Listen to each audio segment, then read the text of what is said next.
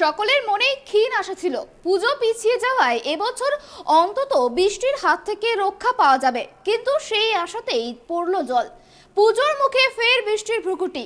আমবাগালির মন খারাপের সেই খবরই শেষ পর্যন্ত শোনালো আলিপুর আবহাওয়া দপ্তর। বঙ্গোপসাগরে ঘনীভূত নিম্নচাপ ক্রমশ শক্তি বাড়াচ্ছে। পশ্চিম, মধ্য ও পূর্ব মধ্য বঙ্গোপসাগরে অবস্থান করছে সেই নিম্নচাপ। আগামী 48 ঘন্টায় আরও শক্তিশালী নিম্নচাপে পরিণত হবে সেটি।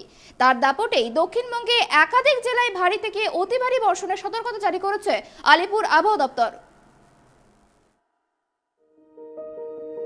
পুজোর মুখে ভারী বৃষ্টির সতর্কতা জারি দক্ষিণবঙ্গের একাধিক জেলায়, তারই পূর্বাভাস দিয়েছে আলিপুর আবহাওয়া দপ্তর।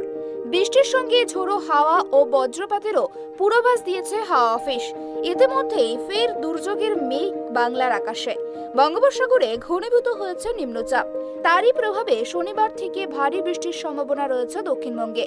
বেশি বৃষ্টি হতে পারে রবি এবং সোমবার। 5 জেলায় অতি ভারী বৃষ্টির সতর্কতা রয়েছে। পশ্চিম মধ্য বঙ্গোপসাগরে একটি নিম্নচাপ তৈরি হয়েছে। আগামী 48 ঘন্টায় এই নিম্নচাপটি আরও কিছুটা শক্তি বাড়িয়ে গভীর নিম্নচাপে পরিণত হবে বলে হাওয়া অফিস সূত্রে খবর। শুক্রবার সন্ধ্যে থেকেই উপকূলবর্তী জেলাগুলির আবহাওয়া বদল হতে পারে। দক্ষিণ 24 পরগনা এবং পূর্ব মেদিনীপুরে ভারী বর্ষণের পূর্বাভাস দেওয়া হয়েছে। উত্তাল হবে সমুদ্র। সমুদ্রের ভেতরে 45 থেকে 50 কিলোমিটার বেগে ঝোড়ো হাওয়া বইবে।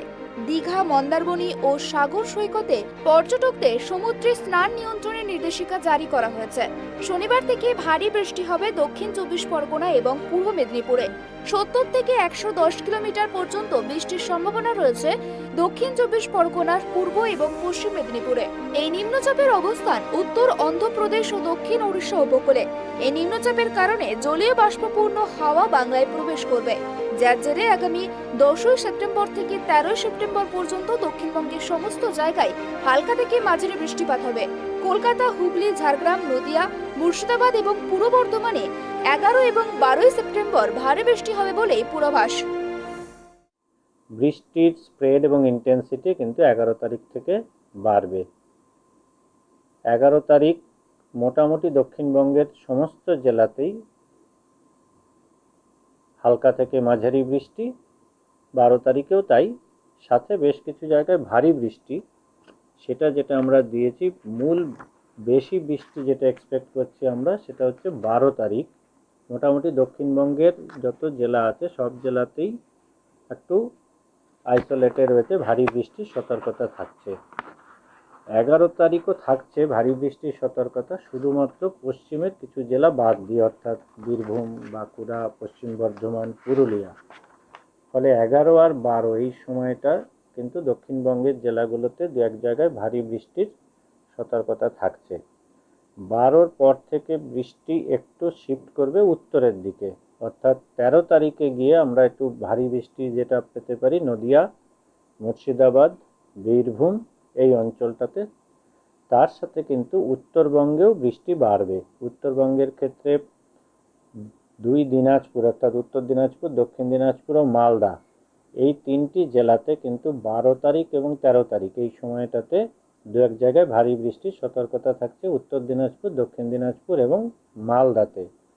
মোটের উপরে যদি বলি আমরা 10 থেকে 13 মোটামুটি দক্ষিণবঙ্গ থেকে শুরু করে ওদিকে আমাদের রায়গঞ্জ অর্থাৎ উত্তর দিনাজপুর অবধি কিন্তু সমস্ত জায়গাতেই হালকা থেকে মাঝারি বৃষ্টি। তার সাথে যেটা বললাম 10 তারিখে শুরু হবে কোস্টের দিক থেকে। 13 সেপ্টেম্বর থেকে নদিয়া, বীরভূম, মুর্শিদাবাদ, পুরুলিয়ায় ভারী বৃষ্টির সম্ভাবনা রয়েছে। যেহেতু নিম্নচাপ তৈরি হয়েছে এবং আগামী 48 ঘন্টায় তা আরও শক্তিশালী হবে, তাই সমুদ্রের আশেপাশে উপকূলের জেলাগুলিতে ঝোড়ো হাওয়া বইতে পারে। হাওয়ার গতিবেগ ঘন্টায় 45 কিলোমিটারের বেশি থাকতে পারে। মৎস্যজীবীদের 10 তারিখ অর্থাৎ শনিবার থেকে 13 সেপ্টেম্বর অর্থাৎ মঙ্গলবার পর্যন্ত সমুদ্রে যেতে নিষেধ করা হয়েছে। যারা গভীর সমুদ্রে রয়েছেন সেই মৎস্যজীবীদের শুক্রবারের মধ্যেই ফিরে আসার জন্য বলা হয়েছে। সমুদ্র উপকূলের পর্যটকদের জন্য আগামী 10 থেকে 13 তারিখ পর্যন্ত বেশ কিছু নির্দেশিকা জারি করা হয়েছে। Bureau report, tribe TV.